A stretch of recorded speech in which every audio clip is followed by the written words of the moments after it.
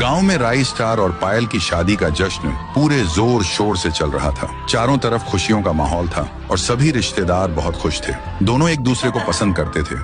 पायल देखने में ऐसी लगा करती थी जैसे स्वर्ग से कोई अप्सरा उतर आई हो, और राई स्टार जो एक बड़ा नेता था और हमेशा गांव वालों की मदद के लिए आगे रहता था।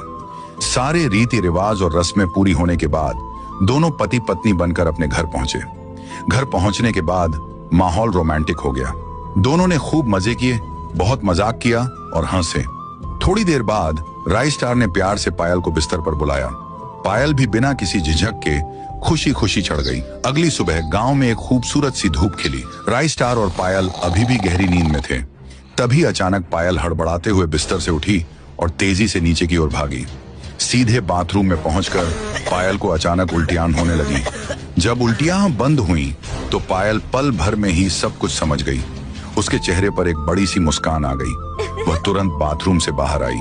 उसने उत्साह से राई स्टार को यह खुशखबरी बताई। राई सुनो, एक बहुत अच्छी खबर है। मैं माँ बनने वाली हूँ। जल्द ही हमारा घर बच्चे के रोने की आवाजों से गूंजने लगेगा। ये सुनते ही राई स्टार भी बहुत खुश हो गया। उसे भी अपने बिजनेस विरासत को संभालने के लिए एक बेटा चाहिए था। कुछ महीनों बाद उनके घर में सचमुच एक बेटा पैदा हुआ। वह काफी नटखट और बहुत ही खूबसूरत था। दोनों ने प्यार से उसका नाम चिंटू रखा। समय तेजी से बीता और चिंटू देखते ही देखते और बड़ा हुआ। राई स्टार पढ़ाई के लिए चिंटू को लंदन भेजने का इंतजाम किया। चिंटू एक बड़ी कार में बैठ गया और वह एयरपोर्ट के लिए रवाना हो गया। पायल और राई स्टार की आंखें नम थीं। कुछ दिनों बाद राई स्टार के भी जाने का समय आ गया। उसने पायल से कहा, पायल, मैं चुनाव के चलते एक जरूरी काम से दूसरे गांव जा रहा हूं। वहां मुझे कुछ प्रदर्शन और मीटिंग्स करनी है। मैं जल्द ही लौटूंगा, तब तक तुम अपना पूरा ख्याल रखना। और फिर राई स्टार अपने आदमियों के साथ जीप में बैठकर चुनाव लड़ने के लिए चला गया। अब पायल से उसका बेटा और पति दोनों दूर हो चुके थे।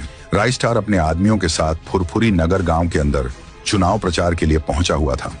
वहां पहुंचकर उसने लोगों की भीड़ के सामने भाषण दिया।